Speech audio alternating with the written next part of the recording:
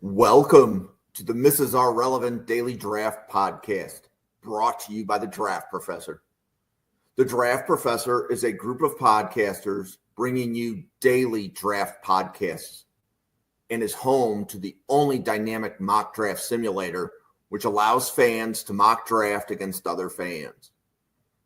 The Draft Professor simulator features a first-round challenge, 5 unique one-round drafts. The Draft Professor Simulator features a second-round challenge, 10 unique two-round drafts. All mock drafts are always picking against the fans and draft analysts which use the simulator. Every mock, every pick, every time. The Draft Professor also features ranked players functionality, where you can rank your favorite players at every position. Optionally, you can add tiers to your rankings to show what round you have the players graded in. The Draft Professor also features Draft a Team functionality, which allows users to snake draft a team of 22 players to demonstrate your my guys, compare player strengths, and discuss draft prospects in a way no other mock draft simulator can. Thank you for tuning in to the Mrs. R Relevant Daily Draft Podcast. This episode will begin shortly. Welcome to the Mrs. R Relevant Daily Draft Podcast. Jim, joined by Randall, Price, Toriono. Price, it's your first time podcasting with us. I know that you've been involved for a while, but it's great to finally get you on a show. Yeah, for sure. I'm super excited. It's just like you guys have just like found me on Twitter, and it's been great interacting with you all. Loved being in the group chat with you all, and the mock drafts have been super fun. And what a great opportunity to get together and talk about one of the most talented defenses and really one of the most talented loaded teams in college football this year in Ole Miss. Lots of fun guys to talk about, and wouldn't rather be anywhere else than talking about it with you all here right now. Yep. Toriono, it's your second podcast with us. Welcome back. Apparently we didn't scare you away, so thank you for joining us. Thank you. I'm excited to talk ball. I just got off a 10-hour shift. Now I'm just excited to talk ball. I live this. Fantastic. And Randall, Tuesday night, it's always good to see you.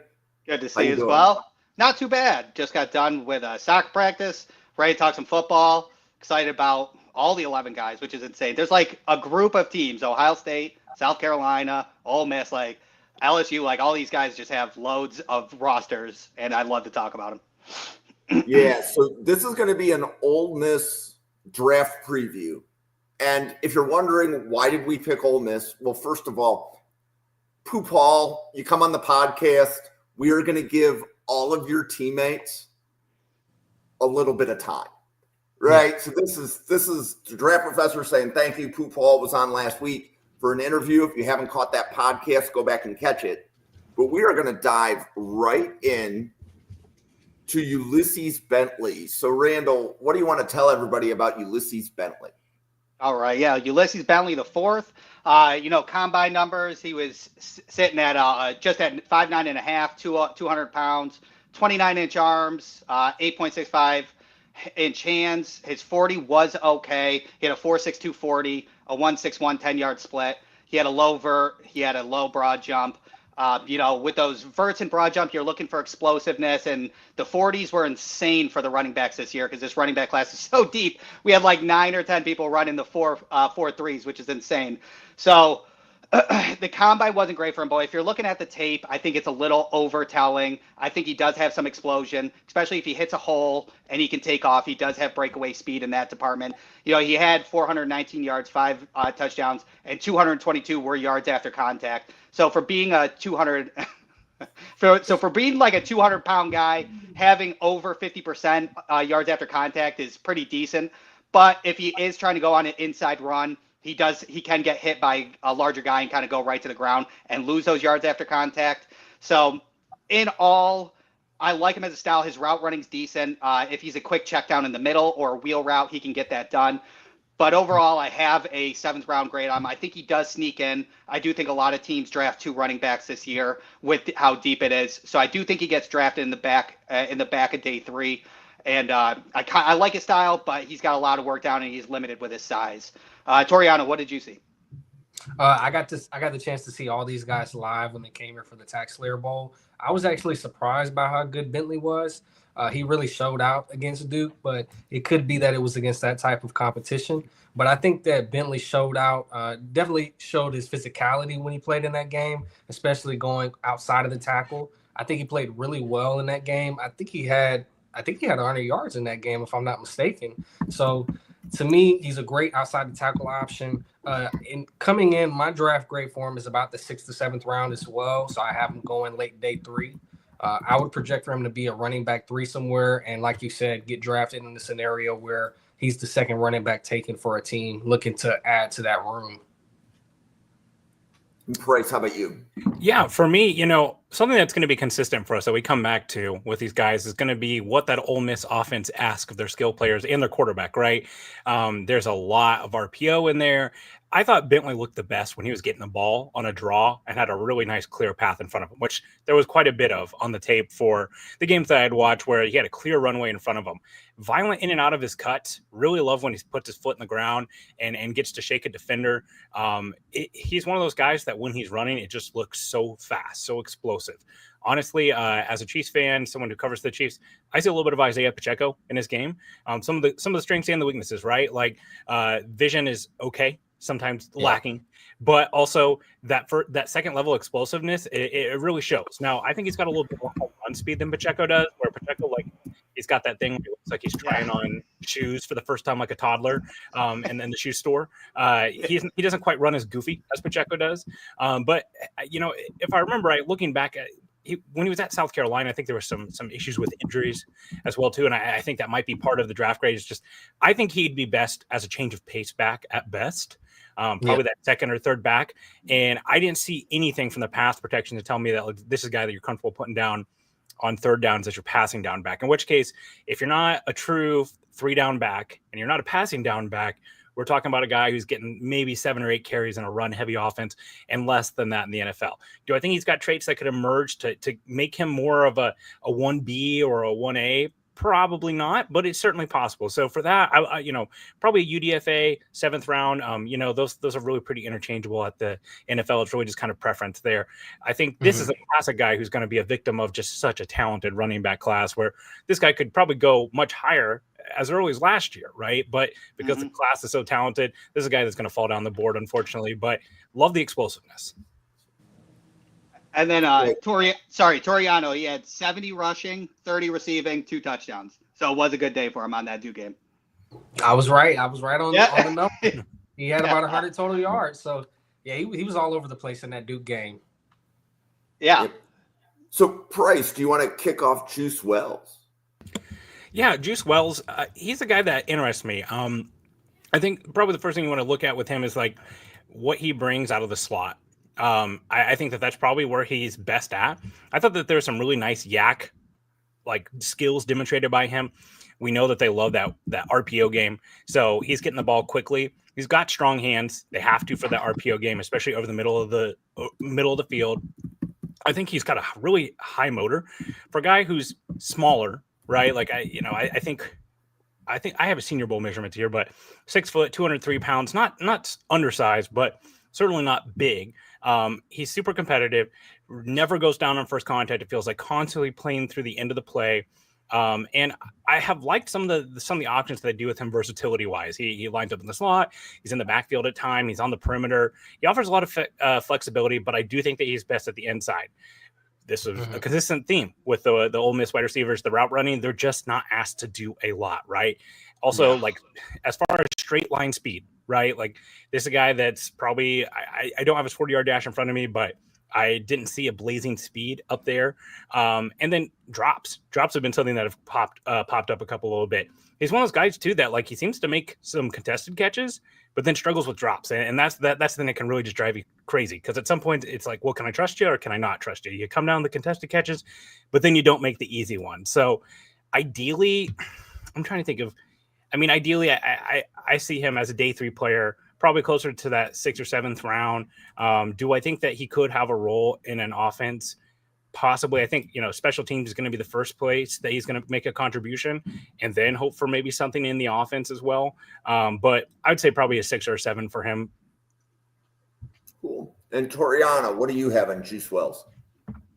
Yeah, for Juice Wells, just to kind of give a reference for his speed, it was a 4.58 that he ran at the 40. And you kind of see that when you see him either in person or on the tape. He has a build-up type of speed. It's not really like a quick burst. He takes a moment to really get his stride. And I think that kind of affects his route running as well. He's able to get in and out of his breaks really quickly, but he doesn't have it mastered to where he's able to stack the DB and gain leverage. So I think that's a really big emphasis that he should have coming into the pre-draft process and what he should look to improve on going into his rookie season.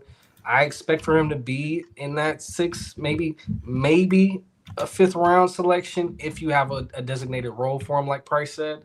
But in an offense for him, I think he fits best playing inside out. He has some versatility there. He has the wingspan and the height for it. So I don't really have a niche role for him that I see him in. I think he's great coming out, getting catches out of the backfield as well as yards after contact. But I just see him as like a late project guy. There's a lot for him on the mental aspect that he has to work on.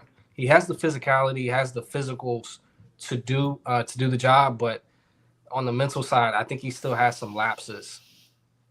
Yeah, no, I agree as well. I'm with you guys where he is, late day 3 and things along those lines. His route running is subpar, whether that be Ole Miss or his speed sort of thing. But his intermediate, if he's up against man, he can't separate in man to man, to be honest. But he is good at finding spots in zones. So in a zone heavy, if you're playing a zone heavy defense, he's really good at that soft coverage. He understands where to hit his curl, where to hit his hitch, and things along those lines. He is physical, so his route running, he has a trouble separating. So in the NFL, if any team's taking him, I'd like him to develop physicality at the stem of the route to not slow him down and then gain that. That's how he can win in man-to-man, and I'd like to see that.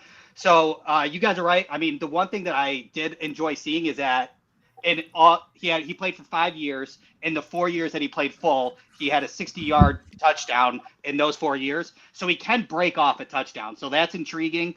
And the way he does it is high pointing that ball, as you guys mentioned, catching that ball and then not falling down and running down to the end zone, which I loved and I enjoyed seeing. You guys are right about the yards after the catch per reception. He's got 8.3 yards after the catch per reception, and his average depth of target for Ole Miss is 17.8. So that's pretty wild. That's a hard job to do. And he's got 1.49 yards per route run. So he's definitely a project. I believe that he can fulfill into a wide receiver 5 type role, but it's just the right team, right scheme, and right coaching for him. Okay. The next player, this is a fun one. Defensive tackle and fullback, JJ Pegues. And Toriono, you want to kick this one off? Yeah, he can also play tight end. He worked out at the combine at tight end as well. So, I mean, this guy, there's so much you can say about this guy. I've mocked him to the Jaguars just because I've been asking for a fullback for probably 4 or 5 years now. He's also a really solid defensive lineman. I don't think he's that much of an exciting prospect on the defensive line, but as an H-back, as a fullback, as a tight end, I think he brings you a lot. Being an extra lineman, essentially at 325 pounds with his movement skills, could be very exciting. I think he has great hands. For me, I would like to see him on the offensive side of the ball. From a defensive perspective, he's really a bit of a tweener. You kind of can see him as an interior pass rusher, but they've played him on the outside as well. When I saw him live at playing in the Duke game, they kind of played him inside out, and he wasn't able to really get much bend when they played him against tackles. So I really see him as an offensive prospect, although most of the time that I saw him in person, he was on defense. But I think he has a lot of potential in terms of being able to flesh out at one position. It's just getting the right coaching to pick a side as well as to pick a position. Price, how about you? What do you have on him? Yeah, when you start talking about him, right, some of the most fun stuff are some of those offensive moments that he has. I think he led the SEC in defensive touchdowns or touchdowns by a defensive player. 7. Yeah. Really fun. Obviously, when you're talking about him, you're going to go straight to, and I'm trying to remember the player's name. He's on the Chargers, and he's doing a little bit of double duty where he's playing fullback and defense as well. So for me, and this kind of goes into how you start looking at players, right? There are some people, we all have our preferences when it comes to drafts. Some guys, they love size, they love length at the receiver position. Like there's some people, no matter what you do, you just can't get them on board for your Tank Dells, your Xavier Worthies or whatever because of the size. Then there's some people when it comes to their edge rushers, they want them fast and bendy and twitchy. And then other people like the longer, more powerful guys with the inside-outside versatility. For me, I really like the inside-outside versatility for Pegues. You can see him almost lined up at zero tech, shaded inside the guard. I loved his versatility up and down the line. Now, I will say, not a very dynamic athlete. And I think most of what you're going to get from him as a pass rusher or a defensive lineman is going to come basically at the push and pull, where he's pushing the pocket, setting the edge. But I like that ability for him to kick inside. 13 and a half tackles for a loss, 3.5 sacks, 7 rushing touchdowns. That's fun, right? Yeah. But not a very dynamic athlete, right? 5.15, 40-yard dash. The vert was pretty suboptimal as well, too. So I really think it's one of those things. To me, I'm a guy that I would much rather a guy come in and just get better at one position. There's so much defensive tackle talent in this draft that I don't know him as a standalone defensive tackle is going to get him to be anything more than a late day 3 prospect. But when you add in the fullback, the tight end versatility that he has, maybe a team wants to take a gamble on that, as we've seen a few more teams do that here recently. So overall, I have a 6th on him. Most of my grading is through the Chiefs because that's where I do most of my draft coverage is for a Chiefs-based website. So that length and that versatility, newsflash, when we get to Jared Ivey, I'm going to really love him because of that reason. So I might be a little bit higher on his ability. There's no teaser there. You're just giving it to him. Yeah. But so I like him, though. I think that there's some upside here. Yeah, I'm probably a little bit higher. I might have him at a 5th round selection if he's a fullback. It might be a little early to take a fullback, but yeah, I think he can do both. I understand. To be honest, I think he has enough where he doesn't really need to develop much as a fullback or in that tight end department, because I think you can just use him in specialty packages. Jim, just remember Kyle Williams with Buffalo. He was our defensive tackle that came through the nose tackle, but then on goal line situations used him in the run game and just got through based on a big body. So I think that's an option to use him. I do like Pegues. I have him in the late 5th. I think he sneaks into the 5th sort of thing. I think he's best at the nose tackle position, coming at the 1 tech or 3 tech, and he gains leverage at his 6'2" height at 309, so he can grab low man wins and push back the center or guard sort of thing and push back and disrupt the pocket. So I like him there. I love his tackles for loss, 14 tackles for loss, as you said, 4 sacks and 3 QB hits. So that's about 1.16 per game that he gets in the backfield and makes a play. I enjoy that. He's good in the run support.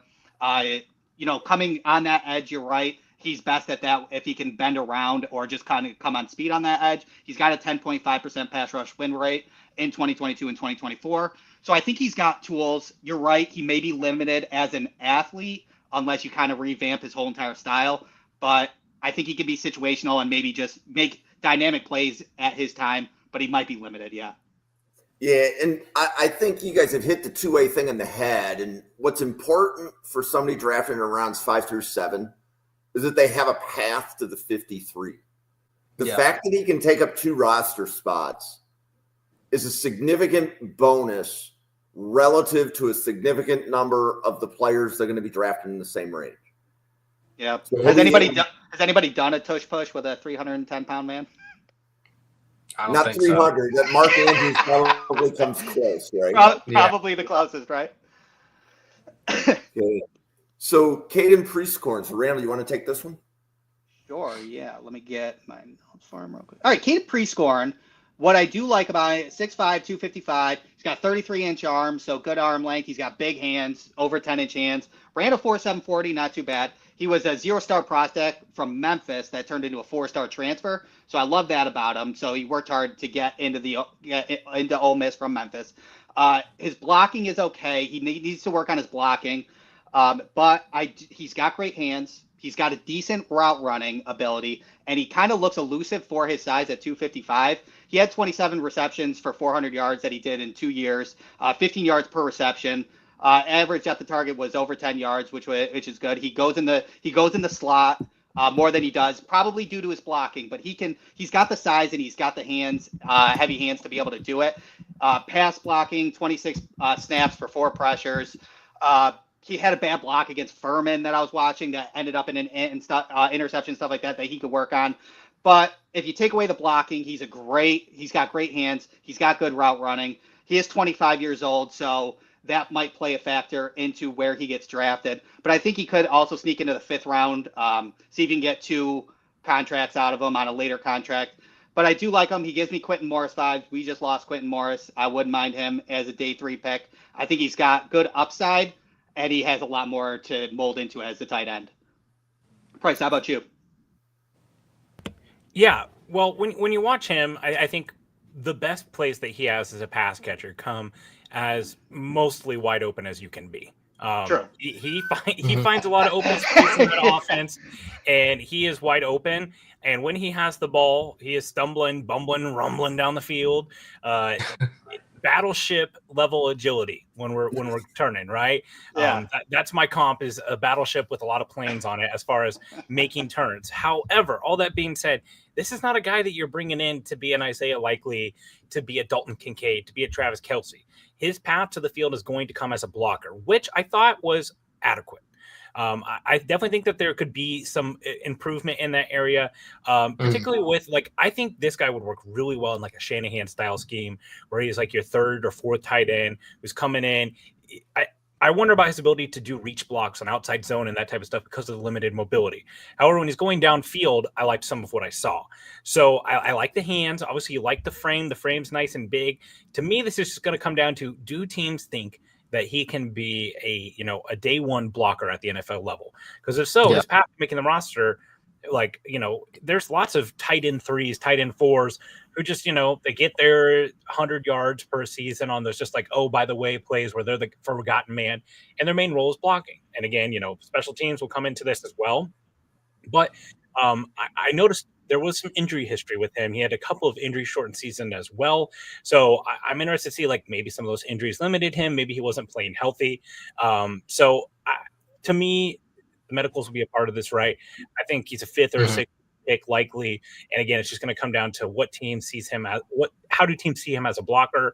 And then athletically, can he be enough when he has the ball in his hands? Yeah, definitely. Yeah, I definitely agree. I think he has some pass catching upside, but again, like you said, he's 25 years old. He's got some injury history. I see him as a special teams ace. Right now, I have a 6th round grade on him, but it could turn into a 5th. I don't think he did himself any favors at the combine, but he didn't hurt his stock as well. It didn't really vamp it up, but I think from what I saw from that Ole Miss versus Duke game, he was exceptional at the catch point. He was a red zone threat. When they moved him into the slot, he was a matchup nightmare for Duke. I just think he has some potential as a pass catcher. When that game took place, he had 160 yards on 11 receptions and a touchdown. So when he was in the red zone, this guy was, it was like it was a man amongst boys. And I know he's a little bit older, but it just looked really, really good. And I would love to see it again on tape. But just watching him in person, I thought he was a quarterback's best friend. Jaxson Dart was throwing the ball to him all game. It was like every key moment that they had in that game, it was going to him or to Bennett. So that was very surprising to me. I think in the NFL, he'll stick as a tight end 4, tight end 3, like Price was saying. I think, of course, have a lot of special teams value. And again, I think if he continues to improve on his blocking and get in the strength and conditioning room, he'll be able to land a spot in the NFL. Okay.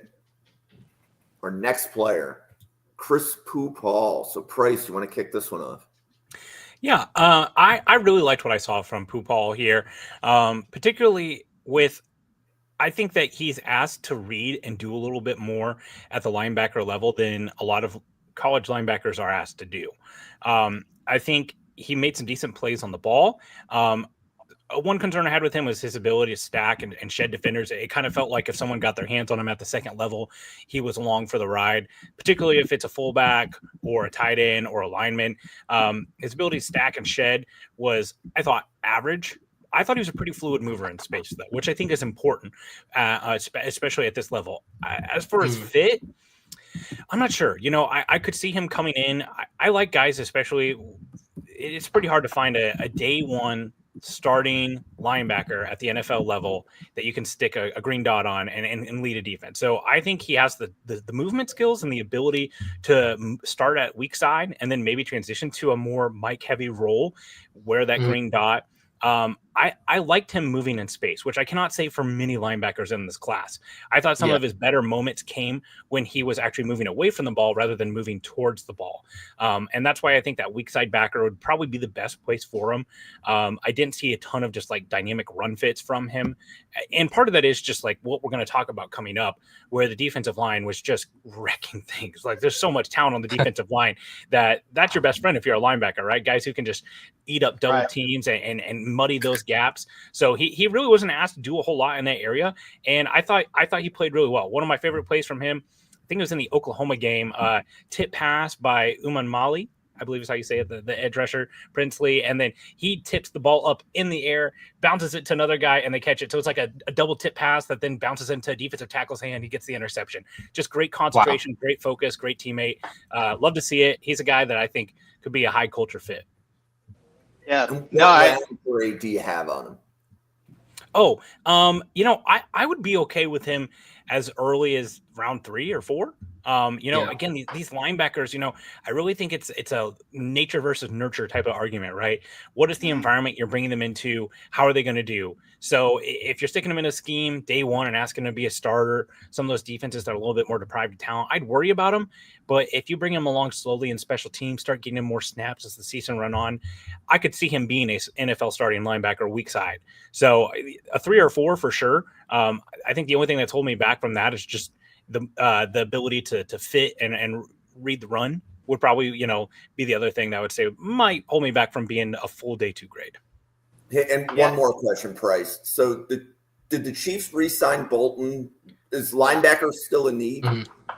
I would say it's a soft need. It's definitely not as great of a need. They have Drew Tranquil under contract for another year. Bolton is the spine, the brain of the defense, and then they've got their hammer looking for a nail in Leo Chanel. I don't think that at one time they had Willie Gay on the roster, who's still a free agent. Wouldn't be shocked if he's back, honestly. But I do think that they could use another developmental guy who would eventually take the role of Drew Tranquil or Leo Chanel. Leo Chanel's got 1 more year left in Kansas City. So I think it's a modest need, but probably not something like I'd be surprised if I see them reach for like a Jahad Campbell in round 1. Got it. Yeah, I got a 3rd round on him too. And as I know that Chris Paul had a combine visit with Buffalo, and we're probably looking to replace Matt Milano eventually. So that's interesting. But I really like what I saw him out of Ole Miss. I mean, he's very alert and responsive.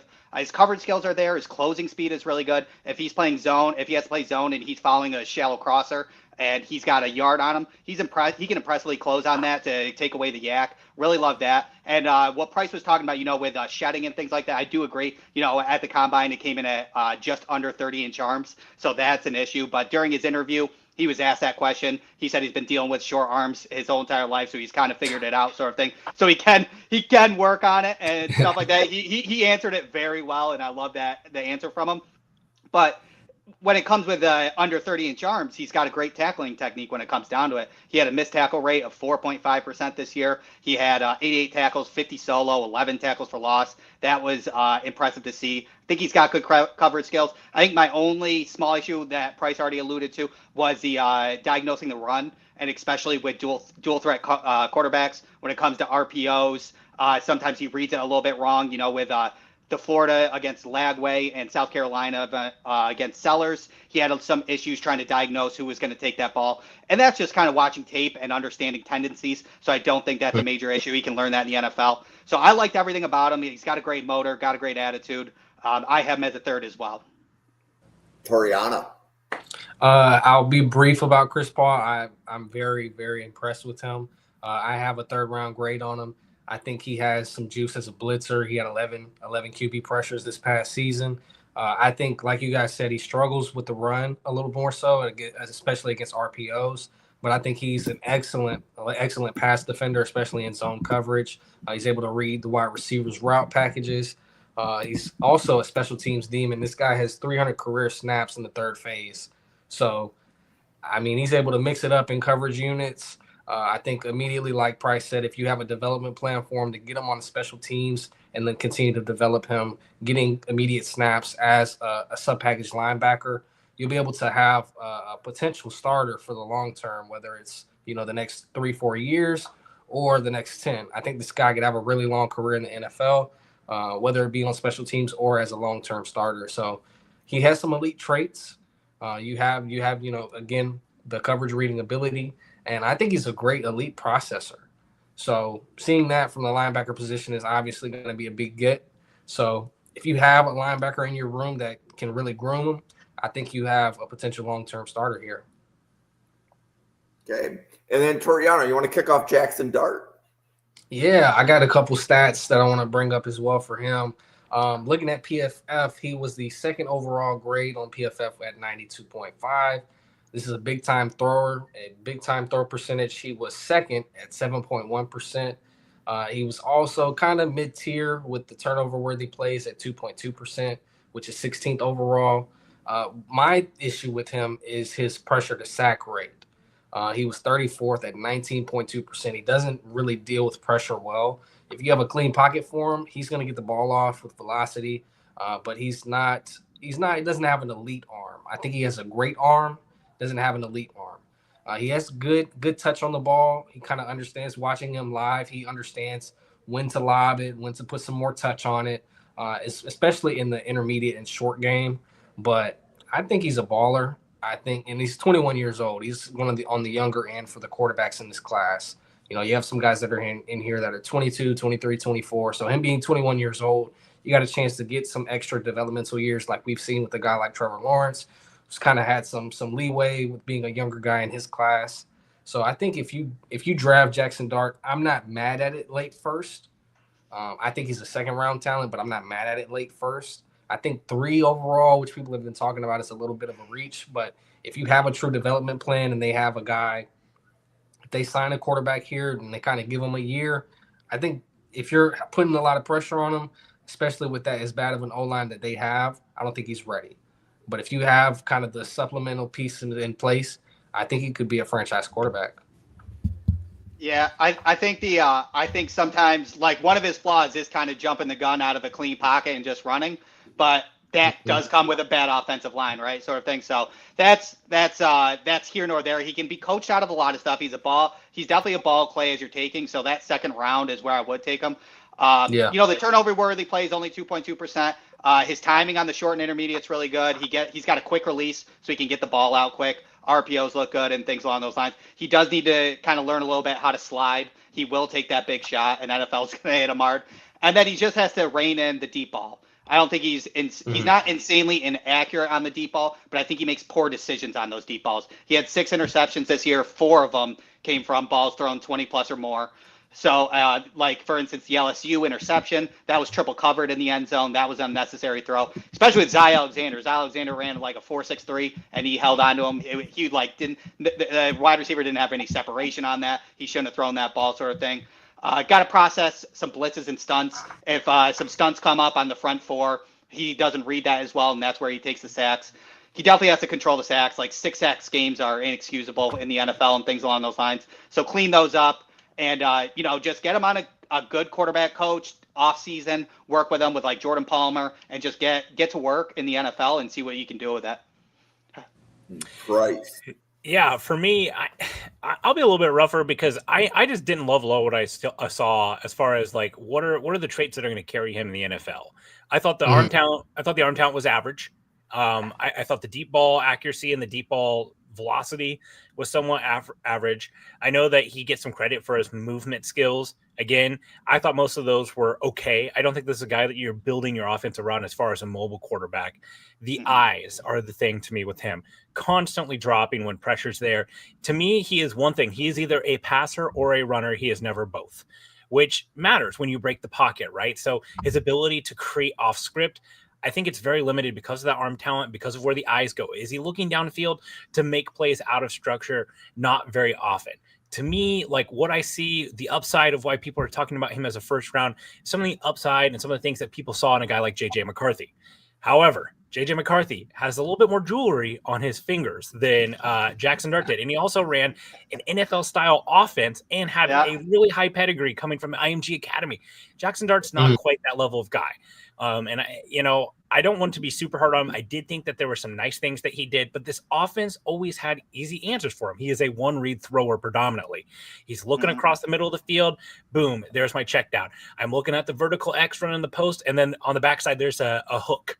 And so much RPO action in the offense as well, too, that I just felt like he was a guy who is right now a developmental back. If you're asking Jaxson Dart to come in year one and start for you, even honestly, if you do the 5 or 6 weeks and then he comes in, I think you're putting him in a bad place. I do think he has some skills.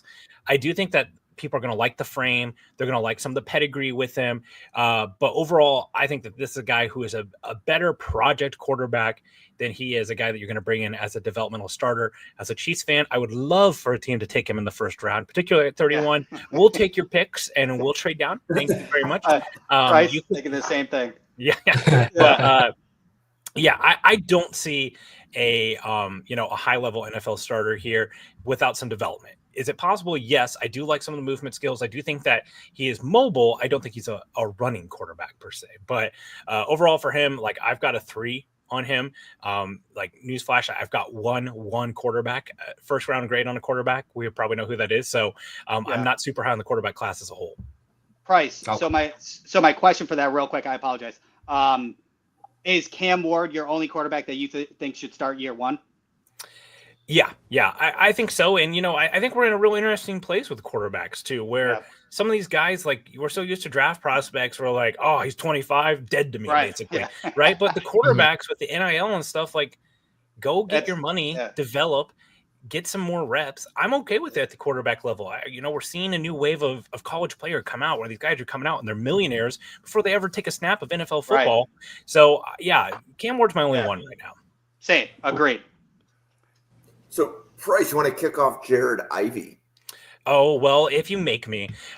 So Jared Ivey, when you talk about him, there's 3 words that come to mind: strength, length, and versatility.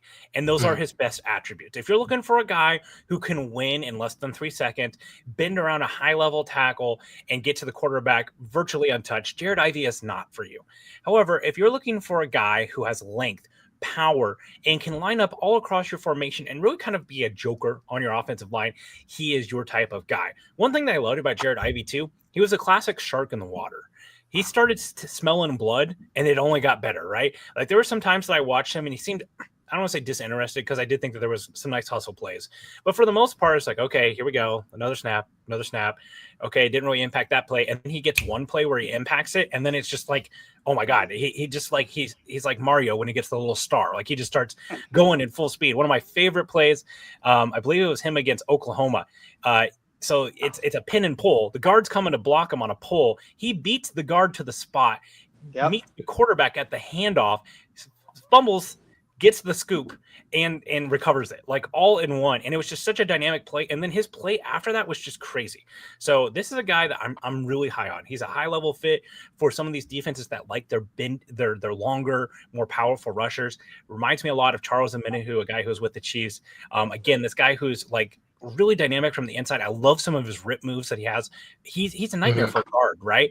And sets a great edge. That's one of the things I love too. Eyes are always up, always looking at him. He's the type of guy that if you've got your Lamar Jackson, your Jaden Daniels, who are going to be doing the quarterback read, he's a guy that you want on that edge who's got the length and the power to push that tackle back and still keep his eyes up. So really high on Jared Ivey. I have a high 3rd on him, low 2nd. Again, I'm bullish on these type of guys. It's just what I've been conditioned to do. But I really, honestly, man, I have a hard time seeing him not being at least a contributor in an NFL defense. Toriono, how about you? Agreed. I have a low 2nd grade on him. Like he said, I think he packs a punch at the line of scrimmage. I think he's a great edge setter. I think he has the length to really make a contribution, whether it be rushing from the interior on our guard or hitting a tackle. For me, it's the hands that impress me the most. His hand usage is possibly top 3 in this class. I think the way that he uses his hands, he's physical. I mean, he has such a punch. I mean, the way he sets up his moves, he's very, very, he has high IQ at the position. So I think if you're able to stack and really take advantage of the guard or the tackle at this position, you have an edge whenever you play edge. So to me, I think he had his best tape against Alabama tackles. So that was a highlight for me where he showcased that against that game, and he's a big game riser in my opinion. And then against Duke, I think he really balled out as well. So seeing it live and then seeing it on tape against Alabama, a powerhouse program, he really flashed to me. So I think this guy could be a starting edge in the league with a round 2 grade. So I'm excited for him. I think he could be a big time player. Yeah, and I'll just to piggyback off that, your comment about the Alabama, like what does Alabama almost always have at tackles? Glorified guards, right? Like that's the body type and stuff that they have out there a lot. So naturally, that's the place that he's going to succeed, where you've got like average level athletes at the tackle position. Those are the guys he's going to be able to take advantage of. You get a real fluid mover in space, a guy who's got real length at the tackle position that can match and mirror him. I do think that would be more of a struggle for him, but Alabama's the perfect setup for him, where you got those guys who are more power based, just trying to get their hands on you and get in a bar fight. That's a perfect matchup for a guy like him. So Randall, how about you? Yeah, I mean, what else is there to say? To be honest with you, I have a 3rd round grade on him. I like him. I like his versatility. He gives me that edge heading that like Greg Rousseau does. Sets the edge and then either sheds off, and if it's not a run in an RPO, he'll set the edge, check it, and then shed off and go after him. I do have a 3rd round grade on him because, as Price alluded to as well, it does. Once he gets hot, he goes, but sometimes he does rep, and just kind of sits there for run support or just doesn't get through. If you're hoping to get Jared Ivey like Georgia, I think his best game was Georgia. If you can get that out of him on a consistent basis, I thought that was great. He had a 2-sack game with 2 batted balls, one resulting in an interception. He does get in the backfield. I love his run support. He had 23 solo tackles, 11 tackles for loss with those 8 sacks, 1 QB hit. So about two and a quarter game plays in the backfield that I like, and accounted for 21 defensive stops coming from that edge. So I do like him overall. He's patient in the pass rush. He's not violent or powerful. I am a little bit more on that speedy edge in my preference, and he is not that guy. But again, Buffalo has that kind of edge in Greg Rousseau, and he is such a big contributor, and he learned his pass rush in the NFL and has gotten much better at it. So I think Jared Ivey can do that as well. I have a 3rd round grade on him, but I do believe that he could be a value pick in that spot. Okay, so Princely Umanmielen. Is that how we say it? Did I say that well? We will call him. I believe so. I think it's Malin. Yeah, I think it's call him Princely from this point forward. My apologies if I didn't do the name justice. But Randall, what do you want to tell us about Princely to kick this off? All right. I am a big fan of Princely Umanmielen. 6'4", 244. He's got almost 34-inch arms, good length for that edge spot.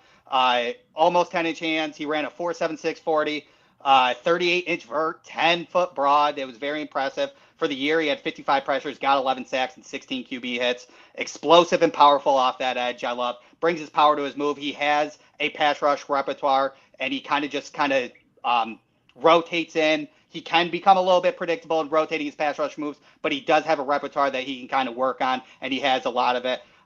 Plays in the backfield. He's got 3.141 per game, which is nice. He moves laterally well on stunts, and he can move in on the middle. He's power enough to go through in the 3-tech position. He's good. He's decent in the run support as well. And to be honest, as when we were talking about Jared Ivey, Princely has a little bit of that needs to warm up sort of thing. His first half is sometimes not the greatest, but then he is almost a closer for Ole Miss, which is super impressive. His Oklahoma game with 8 minutes left in the 4th quarter, he had 5 pressures, 1.5 sacks, 1 QB hits. That was amazing.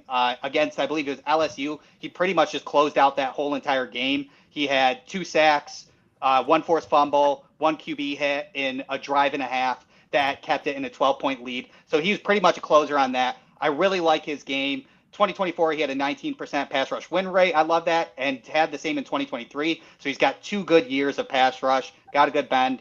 I have like him, if we're going to go edge for Buffalo at 30, Princely or Donovan, Big Easy for me. So I do have a late 1st round grade on him. Toriono, what did you see out of him? For me, I saw a 1st round edge. I saw a guy that really has the bend, the physicality. I saw a top 20 player, like Ryan said in the comments. I think he has the potential to be an impact starter day one. He really showed out to me at his combine with a 38 vert, a 126 broad. He did solid on the cone drills, but a 4.7 240 at the edge position at 244 pounds was very solid to me. He really impresses on film with his bend, in my opinion. For him, he's not the best tackler, but he can set the edge similarly to his teammate. But to me, he has an electric burst. This guy gets off the edge. He has fire in his pants. That's the type of player that I want on my team. I love guys with fire in their pants that really want to get to the pass. So the change of direction pops on tape for me. He's a high-level motor guy, shows impressive spatial awareness as a pass rusher, and he doesn't lose momentum when he's shifting. So this is a guy that has the effective long arm technique, and I think he has a nasty spin move. I mean, the tape really shows me a top 15, top 20 player. I think his ceiling is going to Atlanta at 15, and they could really use an edge rusher. I think this could be the first surprise pick that you see in the draft, but I think it could be a value one for them as well. So if he gets to the Bills, I mean, you guys got a home run. Yeah, that spin move, that was the LSU when he had that spin move, and then he hit the quarterback, resulted in a fumble. And I posted it on Twitter yesterday. It's hysterical because he thought the play was over and the ball was bouncing around. He was celebrating for 3 seconds while the play was still going on. It's terrible. Sorry, Price, go ahead. Yeah, and I think we should acknowledge here that it is a little tough to tell what we have in some of these Ole Miss defensive linemen because of the talent that was across the line, right? Yeah. You hope to bring them into a situation in the NFL where they're going to play with equal talent across the line. But in reality, they've got like 4 or 5 draftable players on that defensive line, all getting quality snaps. It's tough to tell. When it comes to Princely, first off, you got to talk about the first step, right? The first step stuff you can't teach. He's getting off the line of scrimmage, and he's starting at an advantage from there. I thought the bend was pretty good. I don't think that he's the Von Miller, be able to run horizontal to the ground in his prime, but I thought the bend was adequate. You guys hit on the spin move. I like the pass rush with plan. It felt like, for me, he didn't have a counter if his plan didn't work. Some of the higher level tackles that he faced, I thought if they had a good move for his counter, he was kind of done. To me, if you're going to talk about a concern, it's going to be what is his ability to stay on the field on early downs. As an edge setter, I think given what we've seen from guys like Jared Ivey, Pegues, what we'll get to with Walter Nolen, his ability to set the edge and be a true run defender, I'm not sure that he's a 3-down edge. I think he's probably a pass rush specialist, depending on the scheme that he is in. With that being said, though, you love the splash plays, right? He is just able to impact the passer, impact the passing game. I felt like there was almost as many plays with him that I thought he impacted the play, but doesn't get a stat for it, right? And really, I think like that's the thing about a lot of pass rushers is good pass rushers. They're impacting every play, even though it doesn't show up in the stat sheet. There's some days you go look at some of the best guys, your Myles Garrett, your Von Millers, your those type of high level guys. Their impact is so much greater than just what's on the stat sheet. So, we kind of talked about preference. Like for me, I've got an early 2 on him just because of he's not a high level fit for the Chiefs. I like the kind of guys who can set the edge a little bit better and be a true 3-down guy, maybe kick inside. But that first step is super explosive. And I love the ability to shed and rip too. So really talented player, highly athletic, love him at the position. And I think he's going to be a great fit for your Tampa Bay Buccaneers or the Falcons or some of those guys who like the stand-up edge rushers, highly dynamic in space. I got a question. I got 2 questions, Toriono and Price. 244, he seems bigger on tape. He's not going to play at 244. Do you think he's going to be closer to like 252? Yeah, these edge rushers are so weird, man. There's so many like guys who have dropped weight and stuff for the testing. It's really strange, So I agree. Like I think like because you talk about a guy like him and Nick Scorton. Nick Scorton weighed in at like 257, and then like he weighed in at like honestly, those two guys, their build is so different, right? Like how their mass is spread out. So he's a guy that I think like 250 would be a great playing weight for him. And you get him in an NFL locker room and starts lifting and stuff. Like I do see a guy who could stay on the field for all 3 downs. For sure. And then are you guys also doing the same thing with Ole Miss as you do to South Carolina and Ohio State? How do you mean? Like just kind of like because the front 4 is so good that like how is that production coming? And with the help of how many draftable defensive linemen do you have? Are you doing the same that you're doing with Ole Miss as South Carolina and Ohio State? Yeah. It's hard, right? Like it's really hard to kind of factor in. I do my best to try to pay attention to, like I said, the plays that they impact that may not show up in the stat sheet as well too. Good news is a lot of these college defensive lines, particularly, they run platoons. I feel like it's a little bit easier on the defensive line where, rarely do you have a snap where Ivey, Nolen, and Umanmielen is all on the field together, right? Yeah. So that makes it nice. The secondary is where it's really hard because those guys play every snap. Right. Yeah. Sounds good. Yeah, so, Toriono, do you want to kick off Trey Amos? Yeah, for Amos, to me, he's an excellent press corner. His size really stands out to me. He looks a little bit bigger on tape than 6'1", 190, but I think his frame is what is exceptional. I think he's a great press guy. He's able to really mirror the wide receiver and understand the route trees. He's able to really he has excellent ball skills to me.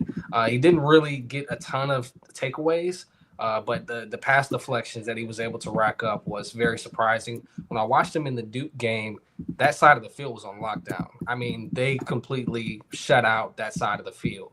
So to me, Amos could be a day one starter. I've had a lot of Jaguars fans tell me they want him in the second round. I personally do have a second round grade on him. I have him probably at I would say he's my sixth corner, my fifth, sixth corner. So it's kind of a toss-up in between that 4 to 6 range. But this is a very impressive athlete. I think he has the long-range skills. He has the speed. And I think he's improving as a tackler, but I think he's a solid tackler for now. I loved him in press man. You're right. He's very physical. So any bigger wide receiver in the first 5 yards doesn't really affect him at all. And then also at the catch point, he's able to be physical as well. I also really liked him in zone as well. I think he understands his spatial awareness. He'll watch the quarterback's eyes and sit in between 2 wide receivers on his side. And then if the quarterback flips his head, he'll pick the most vulnerable wide receiver. I think he does really good at that. I think he's really good at passing off wide receivers to the next zone. I think he gets close enough where there's no really separation at that. I really like to see him there. Covers the flat and the shallow well while he's helping in the run support. He had 50 tackles, 39 solo, with just a missed tackle rate of 11%. So he's able to do that at the same time with his physicality. My only thing is sometimes he bites on double moves that can come time to time. And then his physicality is good, but after the 5 yards, he can get still handsy a little bit. And I'm curious, college doesn't call it as much. Does the NFL call it? Curious to see how that happens. But overall, I agree. I have him at 35. Would not be mad if Buffalo took him, taking it. We have not signed Asante Samuel yet, and we are blank at CB2, and I'm panicking. So we might go CB at pick 30. Hey, just put Kyer Elam in there, Yeah.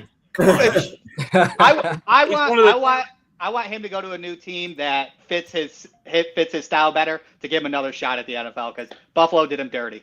Yeah, I mean, I don't know. Like Chiefs fans, we love Kyer Elam around here. So that is cold-blooded. I was at the AFC Championship game, and my buddy said something not so nice about Kyer Elam, and it turned out his girl was right in front of us. So she turned around and almost smacked him.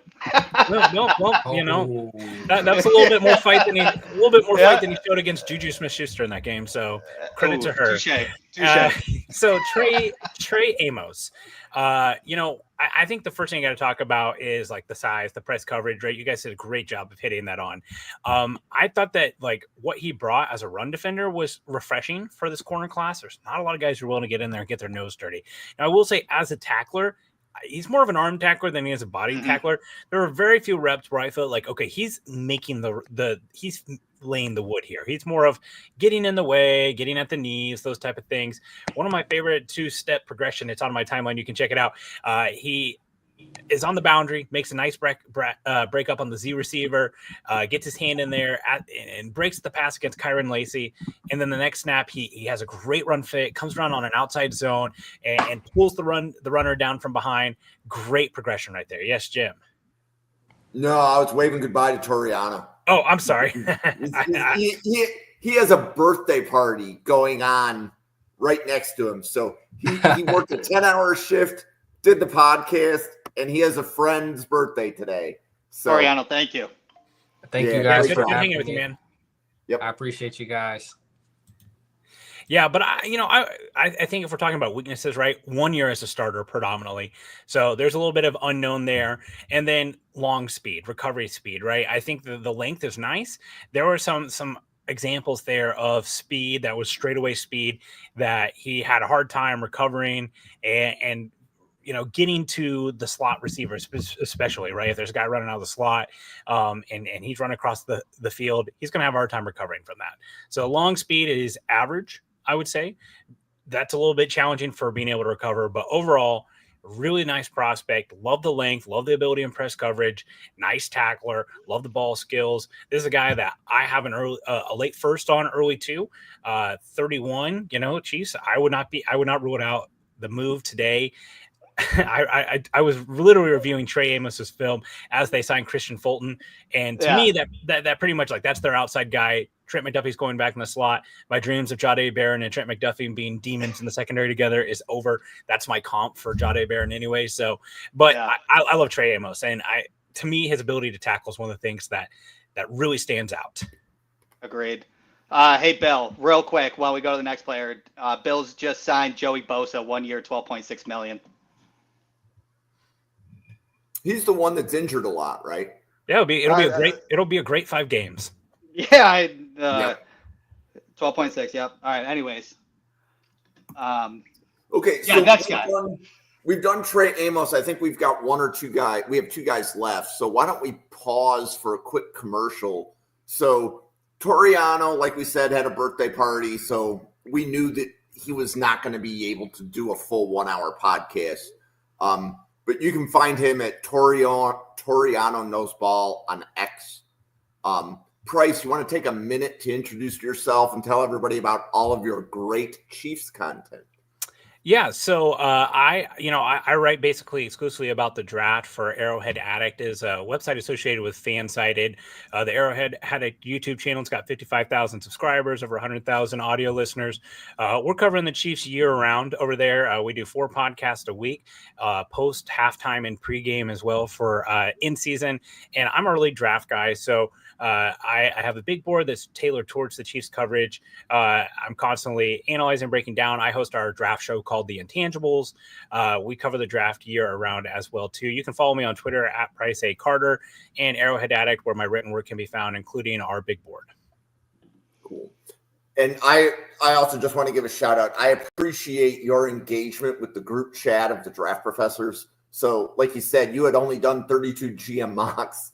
I was so surprised that you haven't podcasted.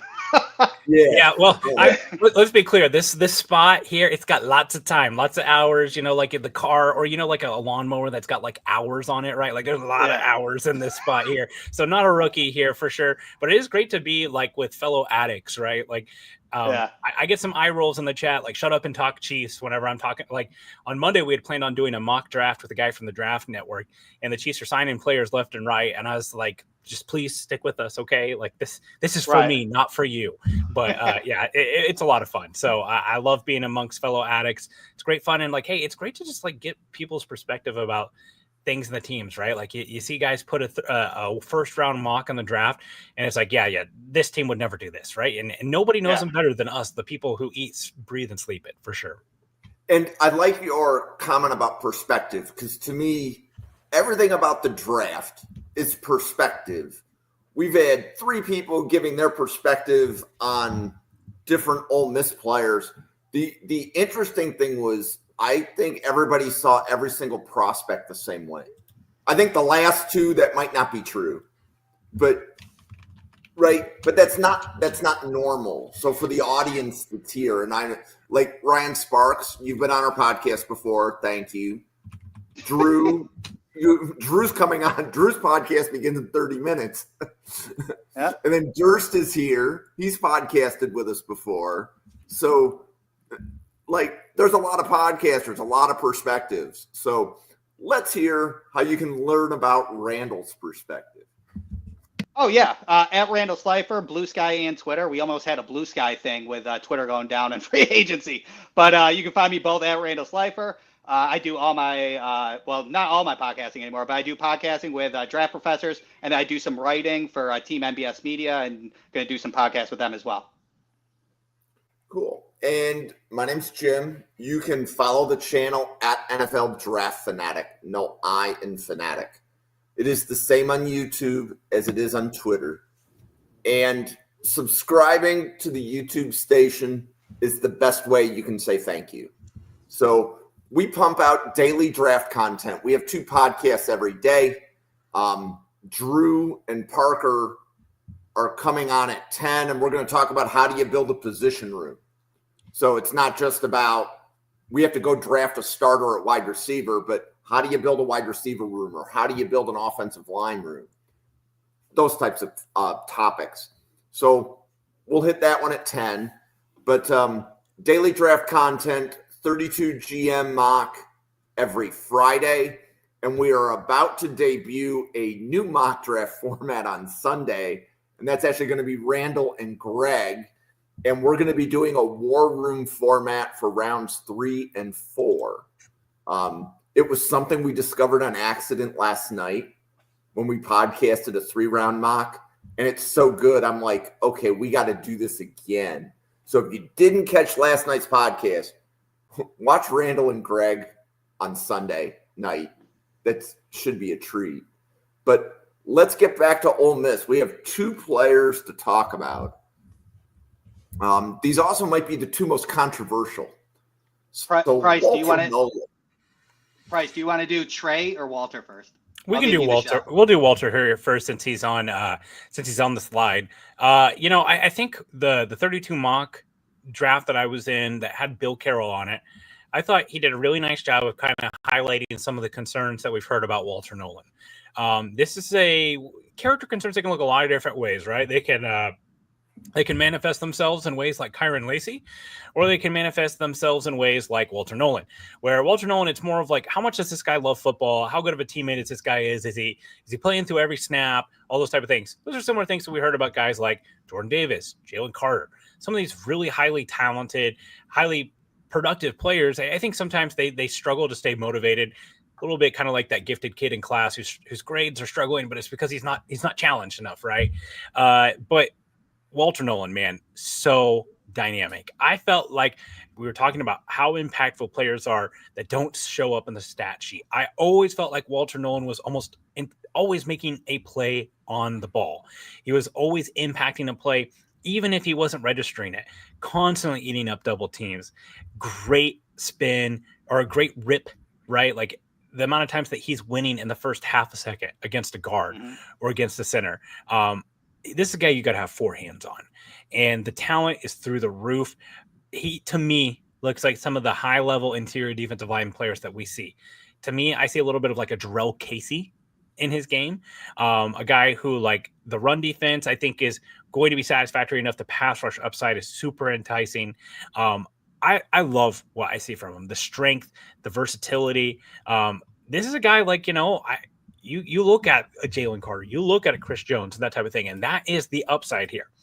I know a lot of teams didn't like the fact that he didn't test at the combine. I'm not sure what the strategy is there. I guarantee there's a lot of teams that want to talk to him because of some of these concerns and also just like what type of player he is, right? Like there's a wide range of outcomes for him here. To me, he's a guy like 6'4", about 290, 300 pounds. I was highly impressed with his tape. I love what I've seen. The only question I have is just like, what are these concerns that other people have and how much they impact him? This is the classic player that falls down draft boards. And then 2 or 3 years later, we're just like, God, how did the Ravens do it again? How did the Bills, how did the Chiefs, how did the Eagles, right? Like, as someone who's drafting in front of the Eagles, we cannot let this happen. We cannot let them get Walter Nolen. The only thing I'll say is, like, I don't know about his ability to exist next to a pass rush first interior. Like, I don't know if you can have a front of Walter Nolen and Ed Oliver and Chris Jones. But this is the next step, right? And this is a guy that you can build your interior pass rush around and really kind of make you right even when you're wrong. Yeah, no, I agree. Yeah, you're kind of nailed it with the Ed Oliver sort of thing. Like, I was trying to see how he could fit with Buffalo because he's so dynamic, and I just want him as a team, like a BPA sort of situation.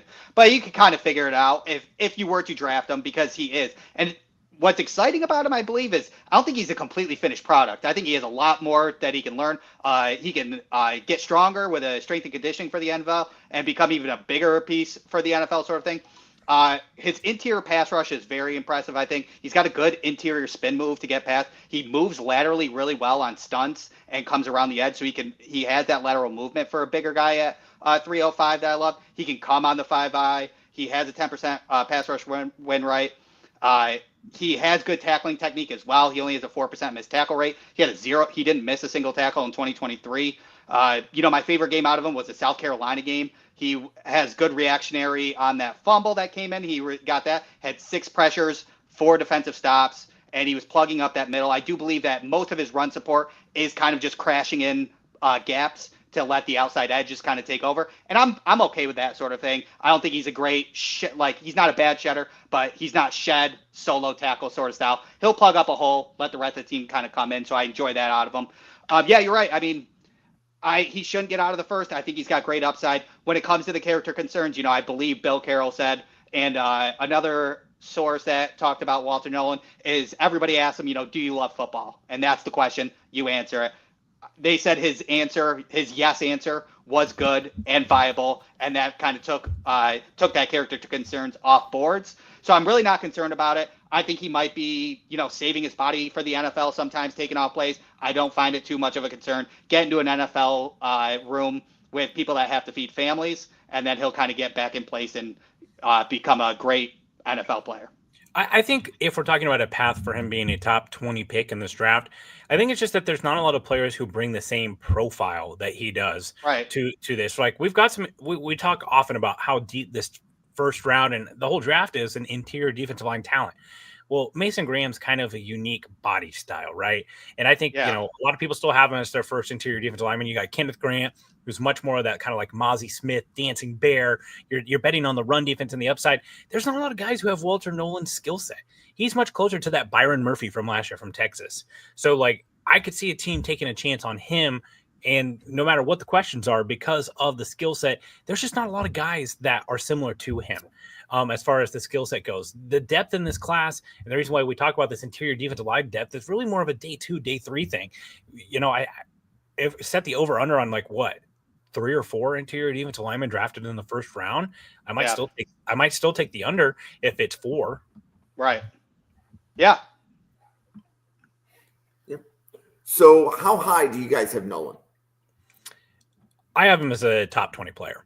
Now, keep in mind, I'm not including quarterbacks on my board, and I kind of downgrade interior offensive line, linebackers, and some of the positions that the Chiefs are set at and again, kind of downgrading some of those like stand-up edge rushers like Donovan Ezaraku, those type of guys. So I have him as a top 20 player, and honestly, I wouldn't be shocked if he ends up being higher. Randall, how about you? Top 25 player for me. I had him I think he's at 22 or 23 in my top 50. So I have him right there. But I guess when I was doing the top 50, I kind of held it as where I kind of thought he was going to go and plus his talent, because I don't know if he gets into the top 20 based on what people are drafting for and things along those lines.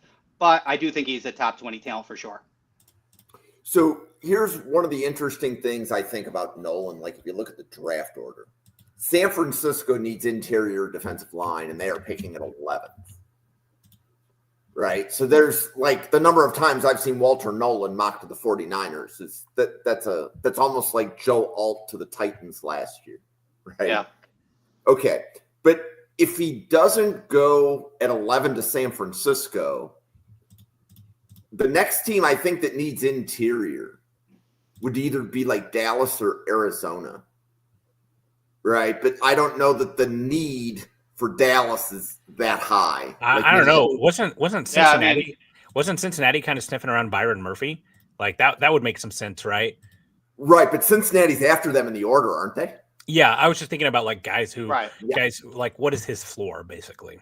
Yeah. So it's like San Francisco, then there's going to be a slight drop, and then there's Arizona and Cincinnati, and you might be able to convince me of Dallas. But then the teams that are picking after that those are now the playoff teams, right? So that would be, and was Pittsburgh in the playoffs? I think they did. Yeah. Yeah. Right. So they have other needs. So like there's a thing where I look at what teams need defensive tackles, and there's a span of like 8 teams in the order that I don't know that defensive tackle would be one of the top 3 positional needs. So I think that's part of so if you hear he's dropping, I don't know that it's the player more than are those teams needing that specific position, or do they have a need that's more glaring or higher? But that's probably another subject for another podcast. Okay, Toriono wanted everybody to know he had a first-round grade on Walter Nolen too. Toriono wanted everybody to know he has a first-round grade on Tre Harris. Price, what do you have on Tre Harris? I have an early 2 on him. And to me, it's really just going to kind of come down to the usage. So first off, like Tre Harris is a guy last year that started really popping up on my radar for highly productive. He's a yards per route run darling. Really highly effective. And again, we come back to this offense that Ole Miss has. He constantly uses the backside ISO X. There's tons of receptions there for him where he is literally just standing at the line of scrimmage, waiting for the ball. We check that first read and then we're checking it back down. And just like killed my mic.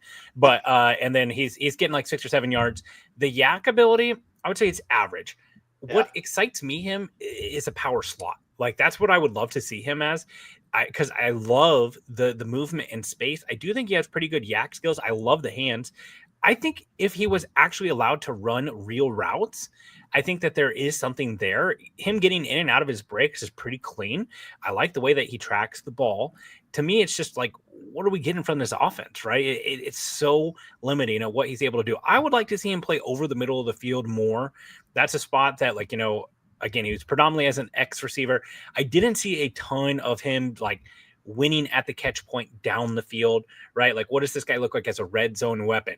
I think the floor of him is a power slot, like a Juju Smith-Schuster, like a bigger version of an Amon-Ra St. Brown. But I do think you can definitely bring him in as an X receiver. I think there's a lot of similarities in his game to what the modern X NFL receiver is. We don't see a ton of those 6'4", 6'5", 6'6" guys who are just big lumbering X receivers. You got to be able to move in space. I like the movement skills, highly productive. One thing that really stood out to me too about just looking at his games is like when he seems to get a good matchup, he dominates, right? He has just these huge splash games with these big yardage and then has some quieter games. So I'm not sure if that's more of a scheme thing or more of just a great matchup thing. But I've been on Tre Harris for a while, loved his numbers, really like his ability. He's a guy that I think has a high floor as an NFL receiver with that frame, with the hands he's got, and what he can do after the catch. Yeah, I think you pretty much kind of nailed it. He is explosive. He's got a 38.5-inch vert, over 10-inch broad. So you can see that vert. You can see those hands on his contested catches. His career contested catches was over 60% because he uses that ball tracking, that vertical, and his hands to grab those.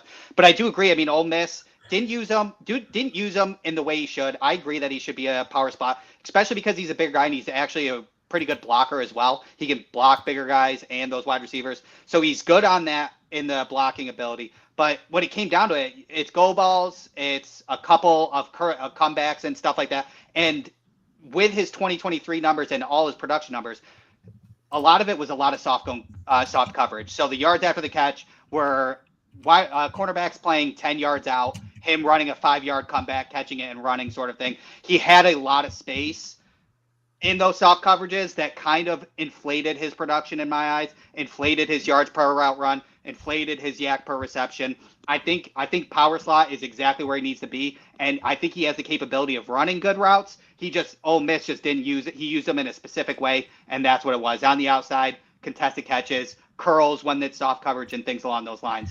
My knock for him in the route running, I think he's a little slow in deceleration. So if anybody is in press man coverage and he's doing a comeback, curl, or a hitch or anything, I think his deceleration's a little slow. So on a man-to-man basis, somebody can cover him pretty easily. His 4.54 speed kind of shows in that as well. So power slot is correct with him. I think you can open up a lot of his ability in the power slot versus just putting him on the outside X. LA Rams would be somebody that I think would be a good fit and things along those lines. So I have a mid-second. I think Price had an early second in the early 30s. I have like a late 30, early 40s for him. Yeah, and I think, looking at their RAS scores right next to each other, there's a lot of Keon Coleman in him, right? And Definitely. Also some of the frustrations with the Florida State offense, they transfer here too, right? Like some of the unknowns of Keon Coleman, rookie year Keon Coleman, throwing out the injury that he had. Like I think some of those transfer over here to Tre Harris too, where it's like, what is the best version of this guy we can get? And like Keon Coleman as well, like I think he looks great with the ball in his hands. And that's probably some of the best places that the Bills found usage for him, besides some of those just kind of like out of structure, Josh Allen, just go do Josh Allen things. So I really like Tre Harris. I like you said, I think him and like Alec Manor, Jade Higgins, those are some of those guys that like the Shanahan systems are really going to love to get their hands on, where they can be that outside X power slot, get the ball in their hands, get them in space. And I thought he was an adequate run blocker as well. So I think that's like a skill set that'll be useful for him as well. But I really like Tre Harris. I think he's a high level fit. I think there's a lot of NFL offenses that can find usage for a guy like this. So Price, who are the 2 wide receivers that you have ahead of Harris on your board? So so for me, it's going to be Ibuka and Luther Burden. Okay, so, and Randall, who are the 2 receivers that are immediately ahead of Harris on your board? So it'd be Ibuka, because I have Luther 2, Ibuka, Golden, Restrepo, Harris. Yeah, I'd have to look at my board. I'm sorry. I thought you were meaning like who did I have as my first 2. So I'm a little bit lower on McMillan. I've got Golden as wide receiver 1. Then I have Ibuka. Then I have Burden. Then I've got McMillan.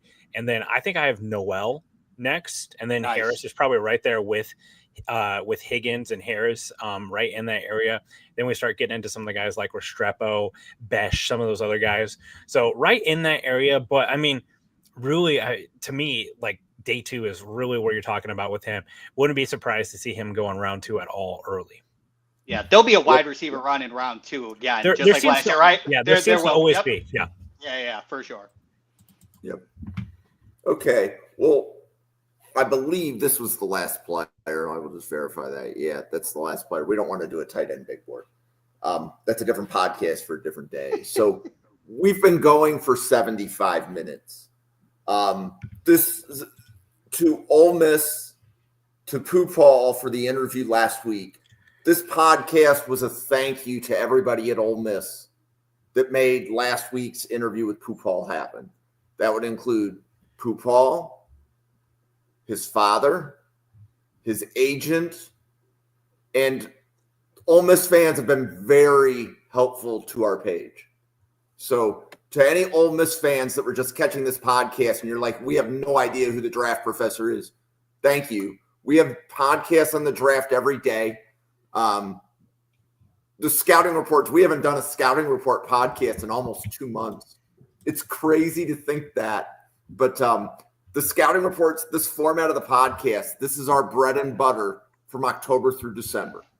So if you catch us October through December, on our channel, we have broken down 225 players the way we just broke down 11.